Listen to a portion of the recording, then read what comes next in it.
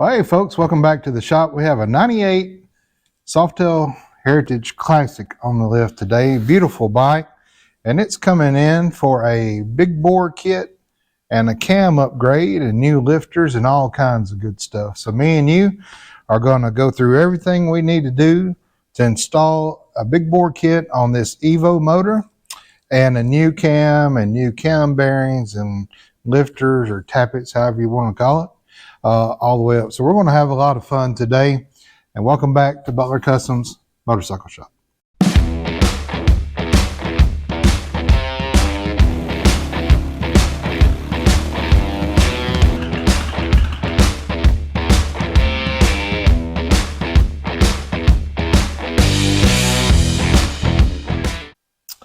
Hey folks, I'm jumping in here real quick to give you a little disclaimer. Mistakes were made. That's right. I'm not perfect. I don't ever want to give the appearance that I do everything right all the time, that I'm some kind of magical mechanic. Really, we're all learning as we go through life. And the best learners are the ones that make mistakes sometimes. Now, I didn't make a mistake that in any way damaged anybody's bike or property or anything, but I did some things backwards in this video. Now, I could have easily edited them out, but I left them in there just to show you that, you know, even people that have done things before and it's kind of routine and you don't really have to have the manual until you start torquing things down, you can get ahead of yourself and just do things backwards. So in this video, you're going to see a couple of things that I should have done in an opposite order. And I'm saying that here, that I'm leaving that stuff in so that you guys can see that, you know, we all mess up from time to time. And so I always want to be true to who I am. And I just enjoy you guys being here in the shop with me. It doesn't have to be perfection. You can see my mistakes and my flaws. So I want to let you know of a couple of things that you're going to see in the video, but I just kind of want to correct before you see it in the video, because if you're following along, I don't want you to do it the way I did it. I just did some things backwards. It didn't damage anything, but I just want to show you, it just cost me a little bit more time. Now, I'm not going to charge the customer any more time. It's just dumb on my part. So I just want to share that with you. And let me show you some things that you're going to see in the video that aren't right. All right, one of the mistakes that I made was, you'll see that I'll take this cam cover off because I want to see if this cam is stock before I order the upgraded cam. And so I started by pulling this cover off first. Well, that was a mistake. I should have went ahead and tore down everything up here, got the lifter blocks off, got the lifters out before I opened this cam chest. Here's the reason. This cam here rides on the bearing here in the back, and it also rides in a fitting inside this cover here, right there. When you take this cam cover off and you still have load on those push rods and on those lifters, this cam is under pressure and can get kind of cockeyed on you. You're going to see in the video that once I pulled this cover off, I wanted to inspect the cam to see if it was stock. Well, you can't really do that until you pull the cam completely out. The reason for that, and let me take this shim off here. The reason for that is because on this side, you're not going to see much difference. Now, there might be some aftermarket labeling here somewhere, but usually you're not. A Harley stock cam is going to have a marking right here on the back. Now, this is an N cam, which was probably one of the worst cams that they put in the Evos, you know, due to government EPA stuff. The L's stock cams are a lot better, but that's the only marking you're going to see on a stock cam. So there's really no way to know for certain if this is a stock cam or not. Now, you guys, you old school guys, correct me if I'm wrong, but I believe that's the only marking to identify a Harley stock cam, an OEM cam.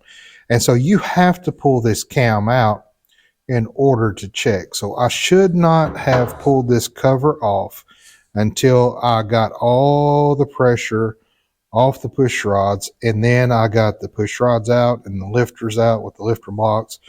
Then the cam cover and all that should come off. So don't do what I did. The reason for that is you're going to see me struggle after the cam plate comes off and the cam cover's off. I'm going to rotate this. You're going to see me rotate the tire to try to get the pressure off the intake and the exhaust push rods on both back and front. The problem with that, and what I ran into, was I would get pressure off the intake, but the exhaust still had pressure on it on both sides. No matter what orientation I put this motor in, the exhaust push rods were still under pressure.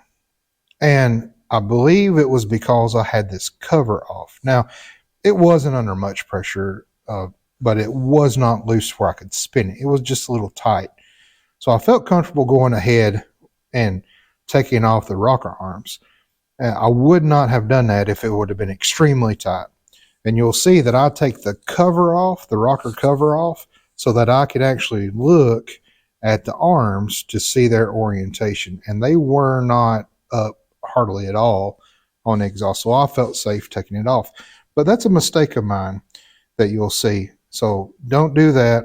Leave the cover on. Take your push rods out, all the pressure off, take your lifters out, then start on your cam chest, because the only way to know if this is stock or not is by looking on the back side of that.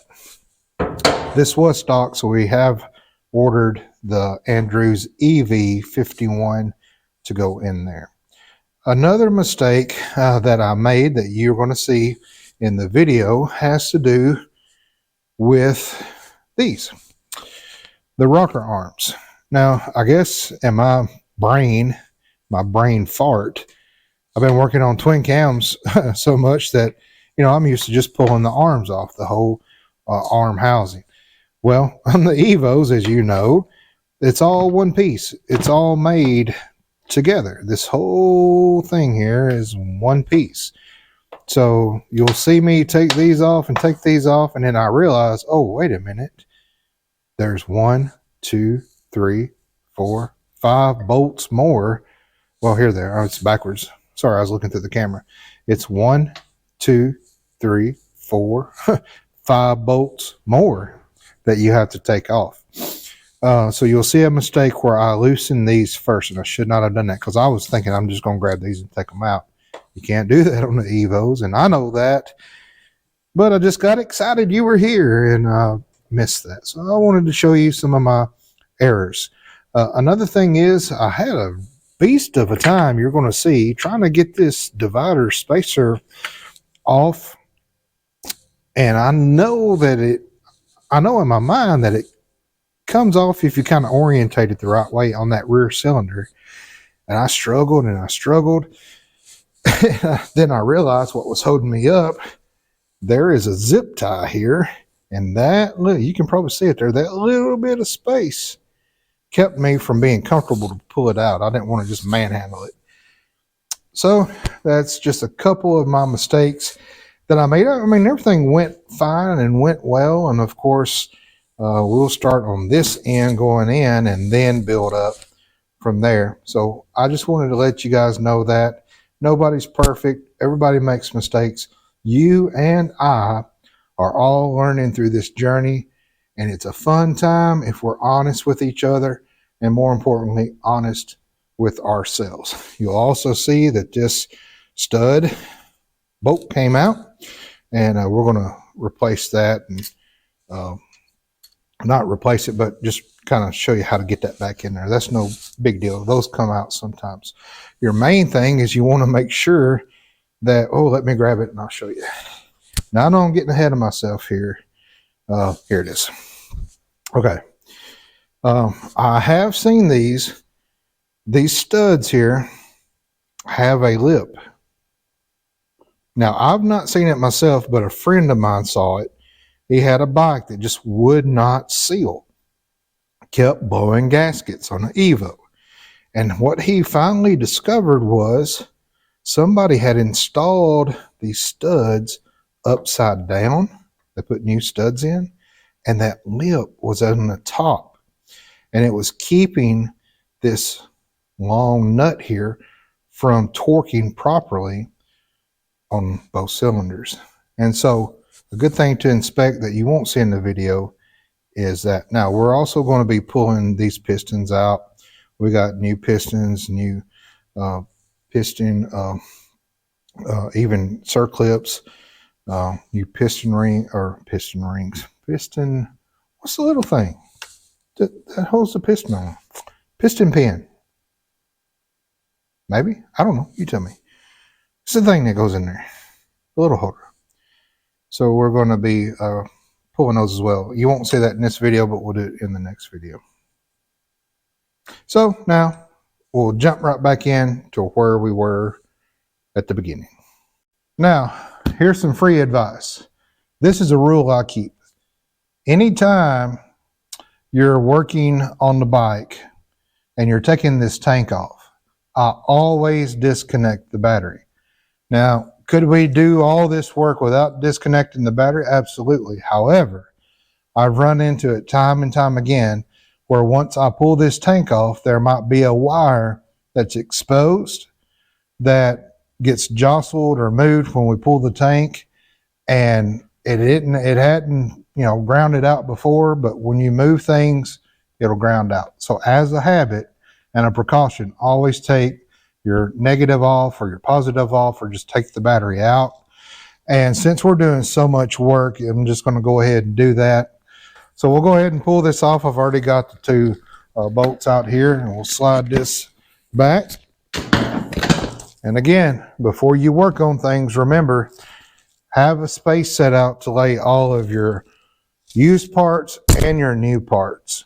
So once I get this battery disconnected and some of this stuff, okay, like there's this tender that's not even hooked up. I believe that's a battery tender. Yeah, the battery tender isn't even hooked up for some reason. Maybe that's a reason. This is in there all cockeyed, so, oh man. So I'm glad that we went to pull this battery. We're going to fix some things in here for this fella. Where's my tools?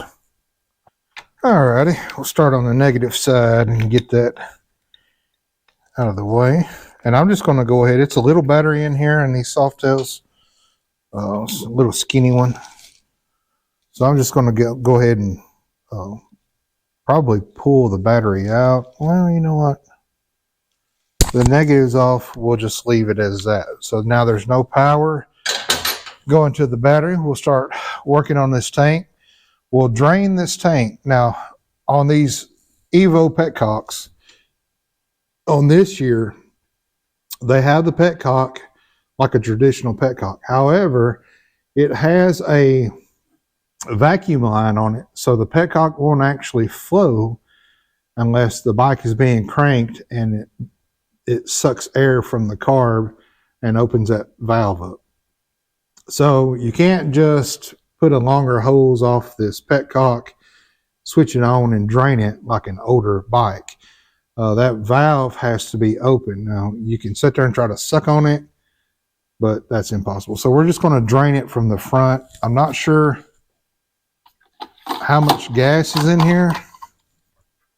Yeah, it's full. So let's get that going, get all the gas out first before we remove the tank, because it's got that crossover in the bottom like most Harleys do, and then we'll be able to lift the tank up without getting gas everywhere. Before you do this, go to the restroom, because that flow of gas for 20 minutes while you're holding the line is going to drive you crazy. Ask me how I know. When you're doing a big bore kit on an Evo, you need to keep in mind, well, what am I going to do? Am I going to just street ride it? Am I going to drag it? Am I going to race it? This customer is going to ride it. So when you, on the Evo motor, it's a 80 cubic inch. Now it's actually in, 81, but they call it an 80 cubic inch. You can go, gosh, you can go all the way up to a 96 cubic inch if you want. However, when you do that, you have to bore out your case. You have to replace your crank rods. You have to do a lot of work inside the case. That would be for a racing application. Of course, you can go with a much bigger cam, bigger fuel, bigger exhaust, all that stuff. What this customer is wanting is a little bit more torque and a little bit more power on the high end. Your big bore kit will give you the bigger torque. Your cam will give you the higher end, 3,000 RPMs and up. So what we decided to go with, you can go all the way up to an 83 inch without having to do any kind of case work. So that's going to be the most economical move here. Now, the good thing about the V-twin is when they package the piston, they also package the ring set with the piston that matches it. Now, of course, we'll gap it and we'll make sure the play is right for that. And then here's the jug in here and the piston inside. So we'll get the piston out and show you. It's a nice Westco piston on top with the new piston rings. They're really, really nice. They're already bored. They're already fitted. Of course, we'll check all of our tolerances, and I'll just leave that out. And the paperwork that goes in that. So really nice kit. Really nice bore. Of course, we'll clean it all up. We'll go through all the specs we're supposed to go through. Set that back in there. We'll set a piston back in there. And then also we have a James gasket top end kit. Comes with all of our stuff that we need here to do the top end. And even it should have, yeah, it's got the cam cover gasket in there already. I really love the James kits because, let me show you,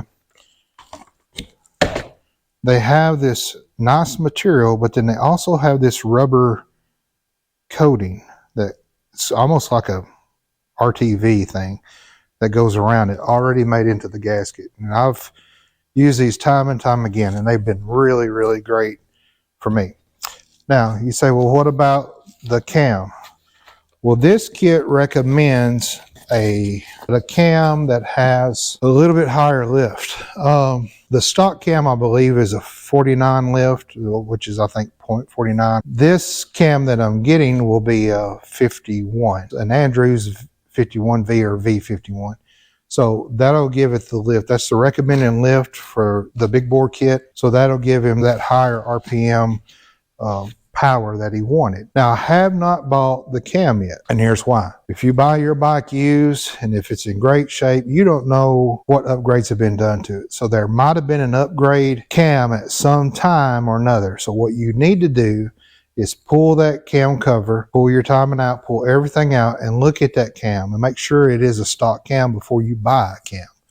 Can't tell you how many times people have gone in to upgrade their cam. They've already bought the cam and the lifters and push rods and all that, and then they take the cover off and get inside and it's already got a bigger cam in it. So always pull that and check your cam first before you do any ordering. I've already talked to the supplier. We can get the cam in here in a couple of days. So by the time I'm putting everything back together on the top end, the cam should come in and we should be good. But always check that first. So let's get back to the bike, start stripping it down, and then we'll keep having some fun. All right, so we got the bike stripped down, took the seat off, undid the negative on the cable, took the split tanks off, drained the fuel, took them off. The horn bracket, I left the horn on there with the whole bracket assembly. Took that off. I jacked the rear tire up, put the bike in the highest gear, took the plugs out. I did go ahead and just disconnect this shifter linkage. Now, you don't have to, but I did just to kind of get it out of the way. Sometimes when I'm trying to put the jugs on or work around there, that'll set about right there and it hits. So I just kind of took it off and kind of got out of the way. You don't have to do that, but I did. Now, Of course, took the exhaust off,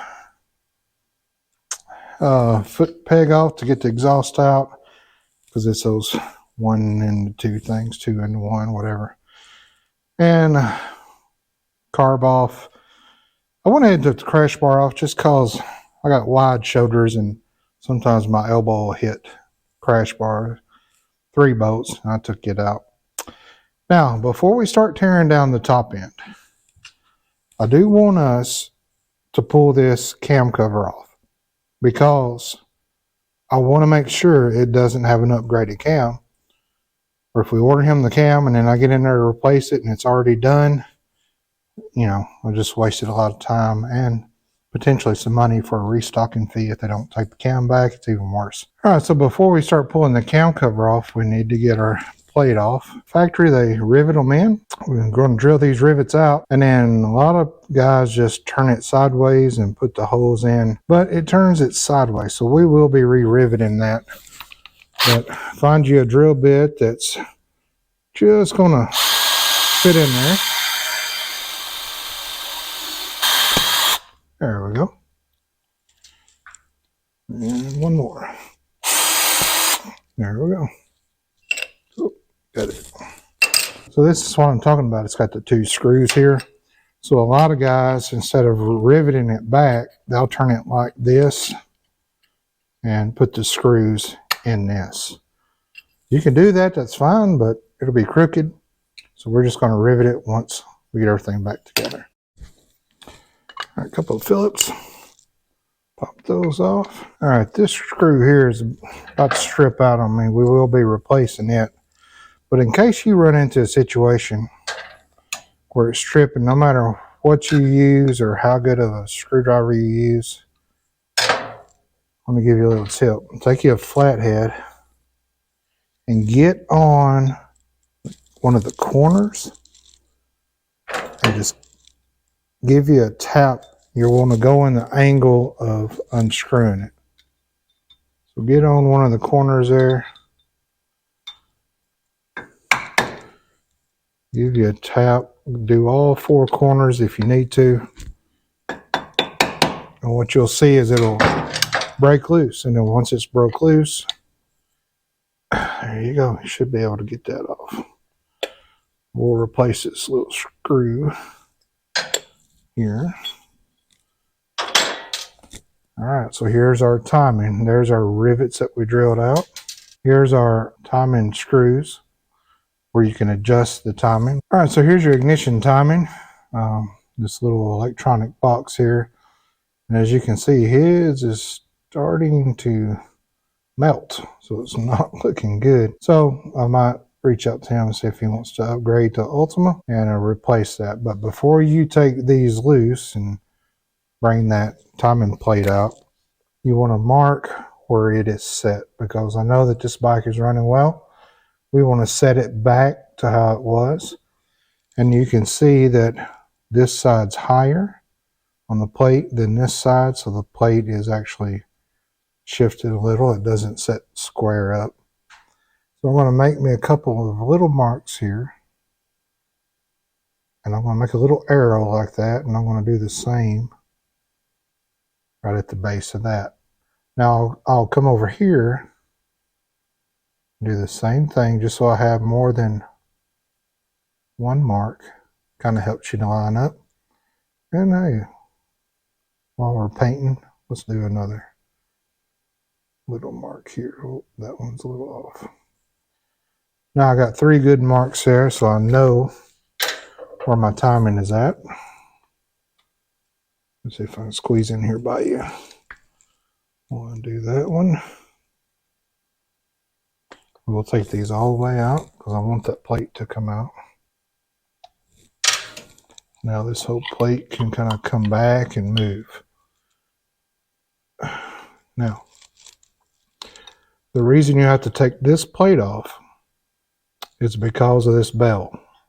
This is your timing rotor, I call it a bell, but we want to go ahead and pull that off so that we can get our cover off, because this sets on the inside of our cover. If you just try to pull the cover off before taking all this off and this bell off, it won't come off. So this is a very important step that you have to do here. All right, it's a 5/16 size on that bolt. So I'll put it on here. Now I've got a ratchet, but what I'm going to do is kind of pop it with my palm just to kind of break it loose. I'll take this out. All right, so I got a little pick hook here. What I'm going to do is just get up behind the bell and push from the back of this here. I don't want to bend it. Oh, there, it's working out now. It's just been in there a minute. All this looks stock, so I'm assuming that the cam is stock as well. So there's the bell coming out there. You can see the little key right there that's made into this, so you don't have to worry about dropping it out. So it only goes in that cam one way. What you're looking at here is the actual back of the cam. So we'll set this aside with our little screws and our bolts and our timing nuts. Okay, so now this whole cover is ready to come off. I'm not going to remove the timing because you have to unpin it and run it out. There's really no need. You can take this whole cover off and just set it to the side with this still in here, and then when you put it back, it's actually kind of easier to line up because you've not really spun it much. Okay, so we'll leave that like that, and we'll just work on taking all this off here. He's got these little caps that are in here. We will try to save on those and put them back. Sometimes if they got really heated, or some people kind of try to glue them in, they'll break because they're plastic. But these are coming off pretty good. Pretty good. I wonder what old Rocky Balboa is doing today. Probably punching somebody in the face. All right.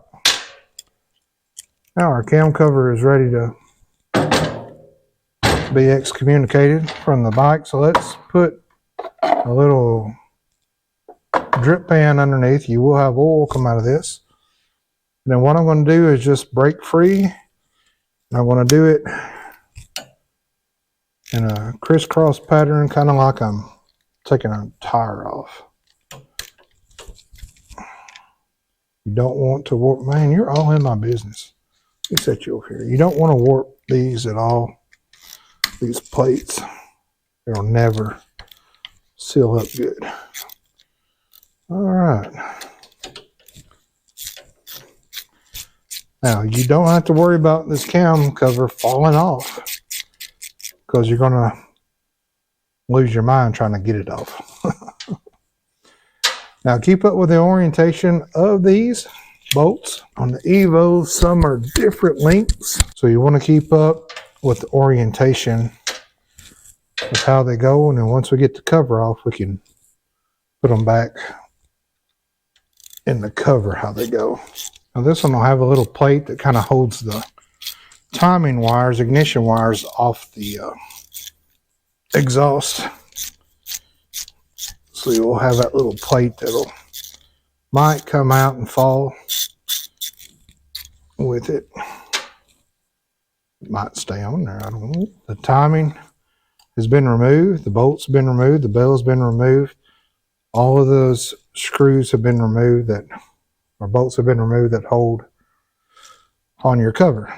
Now, to get the cover off, it's going to be stuck on there. It's going to be stuck on there good. They make a tool that you can move this out of the way. There's a bar goes across here, goes into these two holes, and then a big bolt goes through the middle and pushes on the cam, and by default pops this cover off. You can do that. However, Harley gives you a wedge point here. So what I'll do, I'll take a mallet. I've got a little mallet here. I don't know where my rubber mallet went. It got borrowed and never got brought back. I always tell my kids, you can use anything in the shop as long as you put it back where you got it when you're done. So I can't find my rubber mallet, so we're going to go with this plastic mallet. I'm just going to tap around just to try to get it broken up a little bit. Then you have this wedge corner here that Harley has left for you to kind of get up under that gasket and pop that corner off. There's no other place on this to do that. So don't try to go in here or over here and try to do that. They've given you a place right here on this corner to do that with. But first, let's kind of go around. All right, I feel it moving a little bit, so I'm going to try to wedge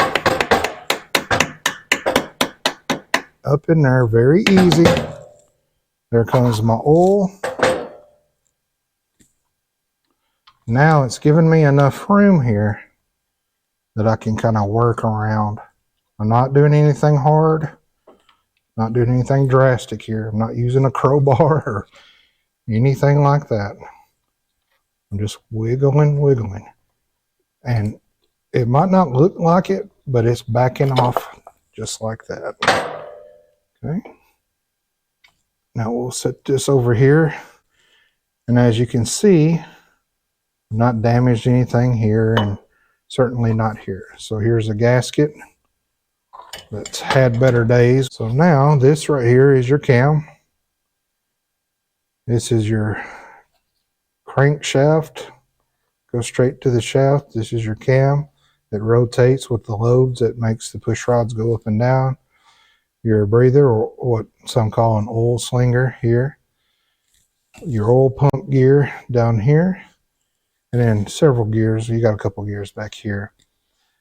What we're not going to do is mess with any of these gears. I might take the breather gear out just to blow it and clean it up.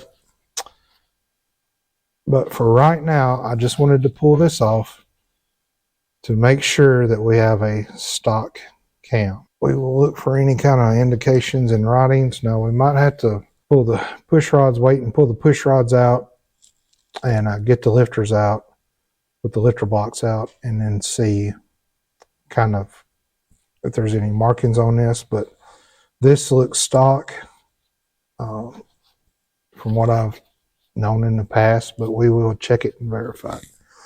So I feel pretty good about go ahead and ordering him Andrews 51. That'll give him a little more lift on the intake and exhaust, and on that 3,000 RPM up to I think 5 or 6, he'll feel the difference with that cam. And with the big bore kit, that's a good match. And you want to make sure you get a cam that kind of matches the upgrade you're doing. All right, now the beauty about the Evos is really just the simplicity of it. I love them because of how simple they are. Single cam, there's no cam chain tensioner, nothing like that. Basically, once you get the push rods out and the lifters out with the lifter blocks, you can just slide the cam out.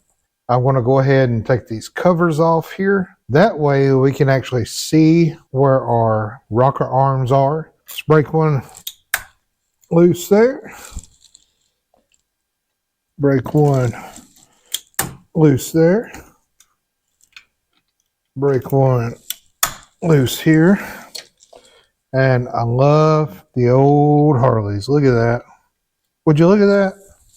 Are you looking at it? Right through the frame. They left me a hole right through the frame. Now, it gets a little bit tighter here on the rear as we get a little deeper. These bolts have a washer, and then they should also have rubber gasket, paper gasket kind of thing.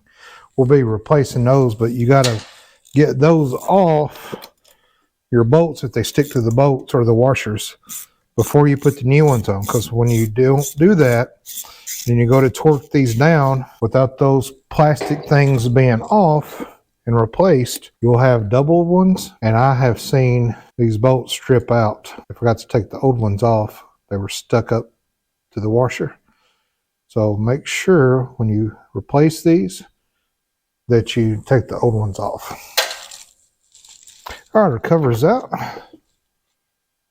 And now we can separate it. And if we hold our mouth right, we can get that right out of there.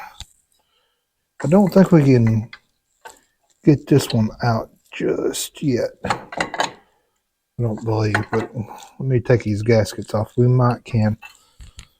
I think the rocker arms kind of have to come along with it. But let's see. All right, so these just not going to give us enough room.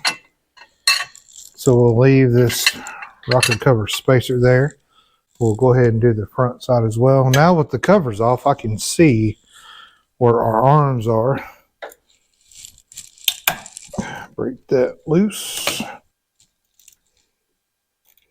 That wasn't even tight. That was good and tight. That was kind of tight. Now the front, of course, gives you a whole lot more room to work. I don't know how the weather is where you're at, but it's been beautiful here for February.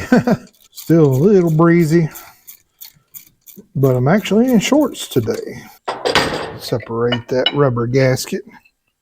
Take that off, and then we can slide that one off. And we can see that our intake is up, exhaust is down, exhaust is up, intake is down. Now you can see here our exhaust on the rear is up, our intake's down. Here our intake is up on the front, exhaust is on its way down. So what we want to do is get it to where there's no pressure on the push rods and the arms. So we'll pop these tube covers off, hold the tubes up so we can see the push rods, rotate the motor till there's no pressure, and you can spin the push rods, and then we know we can start taking this head off. This plate comes off, the whole assembly comes off. So I'm not going to take this off right now. I like to get these out of the way because we got a little lip here, and with these out of the way, it's a lot easier to get in here and work on this intake. So we'll pop these covers here off, just a flathead screwdriver, wedge it in there and pop them off. You can even twist it if you need to.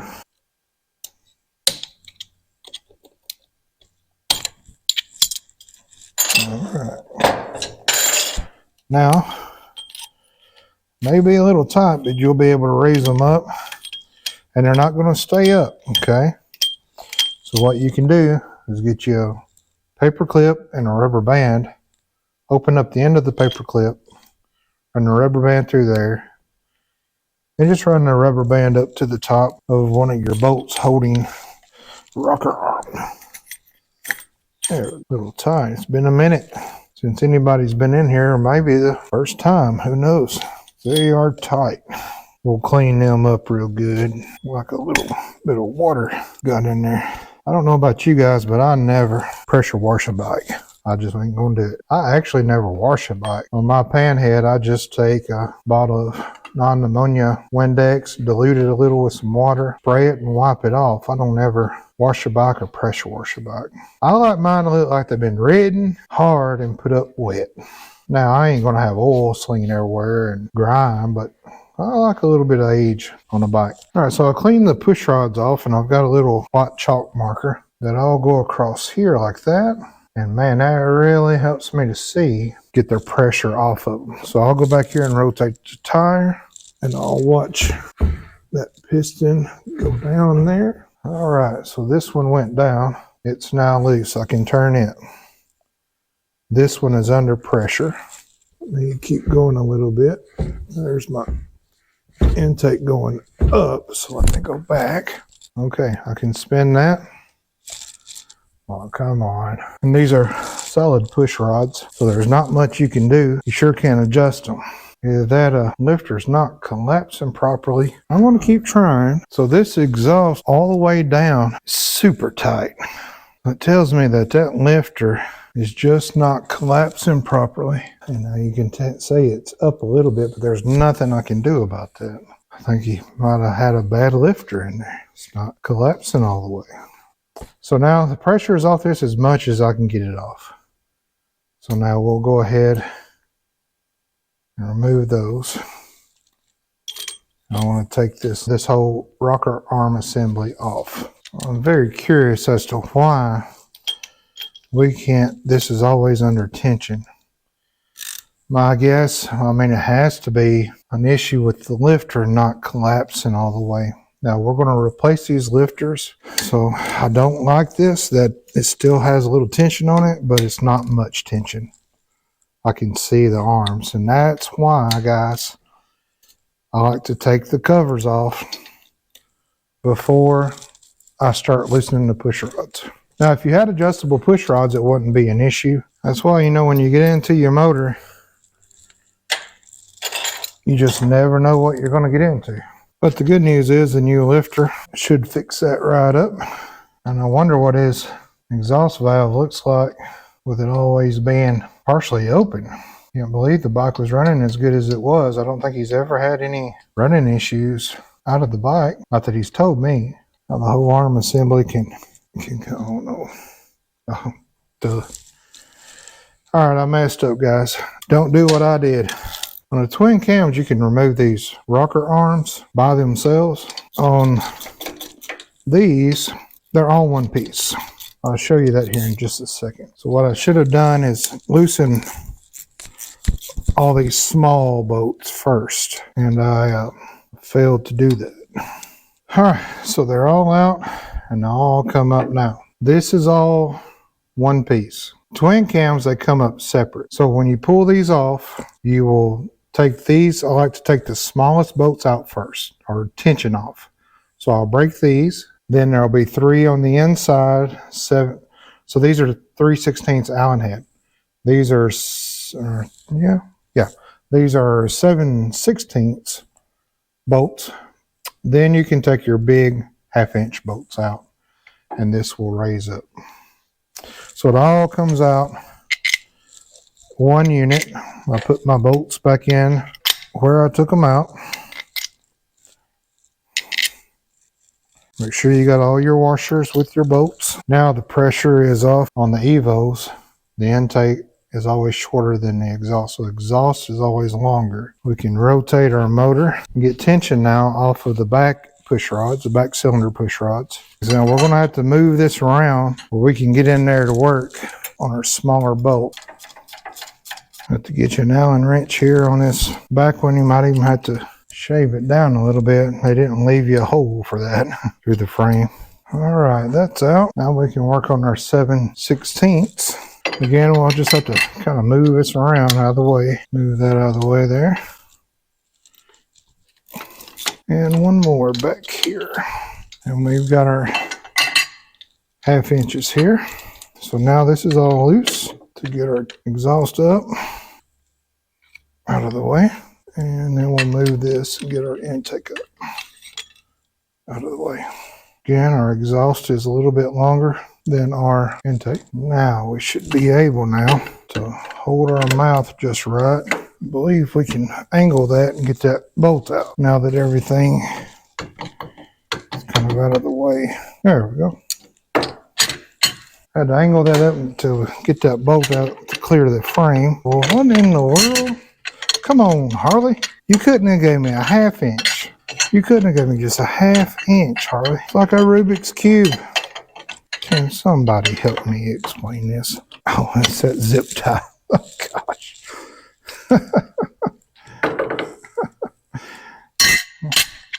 A zip tie. That little bit was keeping me. But we got her. Wasn't the prettiest, but as long as you didn't break nothing, scratch nothing, was it really a loss?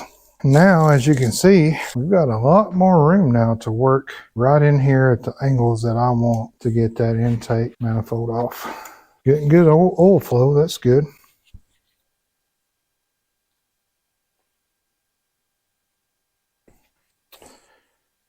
Now, before I take the intake off, I want to take these lifter blocks off. And that way we can go ahead and pull this cam out. Now, usually when you're rotating the motor to get the pressure off the push rods, this cam cover's on. So I forgot to mention, when you're rotating that motor with the wheel, be careful because there's nothing, that cam cover has a bearing in there that just rides on. Well, not really a roller bearing, but like a brass bearing that this rides on. When you take that off, this cam could get a little sideways on you and kind of lock up. So be careful when you're rotating the motor without the cam cover on. Just pay attention to it. All right, so I got a little bit of a light in here for you. It might help. Take you a big metal paper clip thing, shave the ends down, and you can use that as a lifter holder for your lifters, and that will hold them while you take the lifter block off, and the lifter should come out with it and not fall down in the case. Now, we're not too worried about that here because we've already got the case open, but if you were not getting into that case, you would need something to hold those lifters up to keep them from falling down in the case cavity. So I'm going to take these 12 points off. It is a 1/4 inch 12 point. We'll be putting new gaskets under these lifter blocks as well. But we're pulling the cam, so we're going to take these off. Now, if you were doing a top end rebuild, they would come with the kit, and it's my suggestion to go ahead and do that. Put those in with the kit, even if you're not opening up the cam chest. Because the last thing you want to do is all that work on a top end rebuild, new gaskets, and then 10,000 miles later or 5,000 miles later, your blocks start leaking because you didn't change them. Yeah, the gaskets, if they've been on there long, they're going to be a pain to get those gaskets off, but it's worth it. Now, usually they're stuck on there, so I want to give them a little pop. Make sure you're still set in there, and if you rise up and you've done it right, those will stay in there. So these lifters, they do have some miles on them. I'll keep them in here for now. We're replacing the lifters with some good fueling lifters. Get that locked in good. You can already see how loose the cam is just by me moving the lifters. Not tight at all. So it was time to rebuild these. Now that base gasket was leaking in the rear, like they often all do when they get up in the mile. So that's the reason for this tear down. And he said, hey, while we're at it, since we're tearing it down, let's just go ahead and do a big bore on it. One more. We'll get those in. We'll hold the cam, give that a little tap. Then this will come up. There we go. Now, if you're not replacing these, you'll want to look at the rollers and make sure that they're good. You'll want to make sure there's no play side to side, which this one has a lot. So it was time to replace these lifters. But now with these out, now we can just grab the cam, slide it right on out.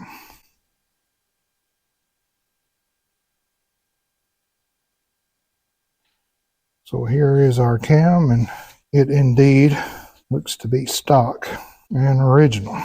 Now the lobes are in pretty rough shape. You got this lobe right here. I don't know if you can see that in the camera or not, but it is starting to tear up and get a rough spot in it. I can feel. Glad we decided to upgrade on the cam, and then there should be a spacer back here. Cam spacer we'll put in there. A shim. Now when I put the new cam in, we'll have to order some shims because we're not sure about the spacing. We want the lifters to line up perfectly on the lobes. That's why we use a shim to get those to either move out or move in to line up with those lifters. We'll also be replacing the cam bearing as well. So we'll go through that when we get the new cam in and the new bearing in. But now's a good time to inspect. Make sure your casing looks good and nothing's gouged up or chipped up or broken or cracked. And everything in here looks really, really well. When we go to put the new bearing in and pull the old one out, I'll get you in here where you can see it a little better. But everything in here looks great. Right now with the rocker boxes gone, you can see now we got great room, almost just straight angles to get in on here. If you're trying to do it without that, it's just a whole lot easier to do it like this. It's a 1/4 inch Allen head, and they are tight. Now they're supposed to be tight. So you're gonna feel like you're gonna break something, but it's just your wrist popping. So these front ones, they come all the way out. The rear ones, you have to take almost all the way out, then they can just slide on out. The whole intake slides out. Now on these backs, you're not going to be able to put a ratchet up in there because it's going to get in the way of this intake. So you can put a little, Allen key, Allen wrench in there and try to turn. But what I did was just cut off a 1/4 inch, and I have a 1/4 inch here. And then I can just slide that on there. You can get down here at the base, and I can use this leverage to pop it free. So we'll put that in there and we'll do it old school style.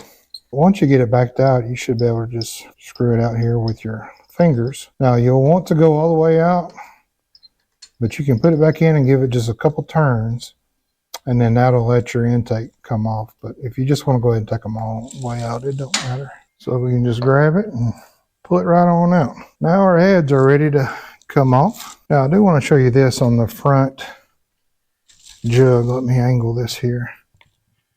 Do you see that blow by on top of that? That's early signs of an intake leak. You can look on this side. We get the light in here for you. And you can see that's even worse. So it was leaking, starting to leak on the intake. So again, good timing on this. Now let's get these heads off. All right, so these are 1/2 inch 12 points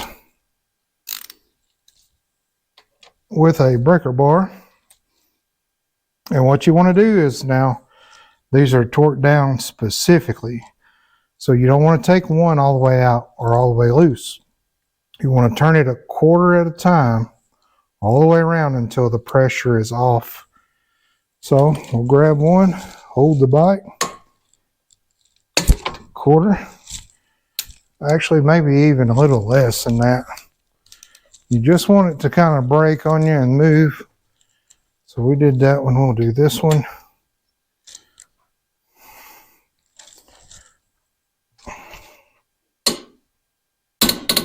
Just a little bit.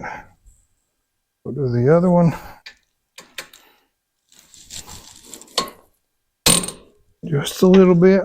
Yes, it's always scary when you're doing them. Even more scary when you're putting them on. Now, okay, that one I did way too much. Okay, I felt the pressure go off that. Felt the pressure go off that. Felt the pressure go off that. All right. Now with the pressure off, we can just zip them out. Now these here in the middle are going to be longer than the ones on the front where the spark plugs go. Now I don't think it matters, but I like to keep I guess these are called nuts. They're long nuts with what threads they came off of. I just like to do that. I don't think it matters, but anyway, this head's loose and free. Now we can just lift it up. Little pop. There we are. Valves look okay. I was worried about the exhaust valve. Piston's not too bad. Now you have an O-ring on each of these studs. Well, not studs, but guiders. You have a O-ring there.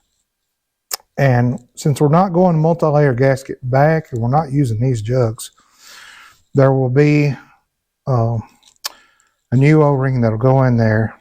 There we go. Now I can go ahead and raise this up. Easy, easy, easy. Just walk it out. You're in no hurry. You got nowhere to be. And bring it out. Ooh-wee. Yes, sir. It was time. It was time. Let me get this rear off and I'll show you what we're looking at. Man, good timing on a rebuild. So I'm just going to go ahead and pull this rear off, same as the front, and then we'll look at the damage. Well, not really damage, just the wear.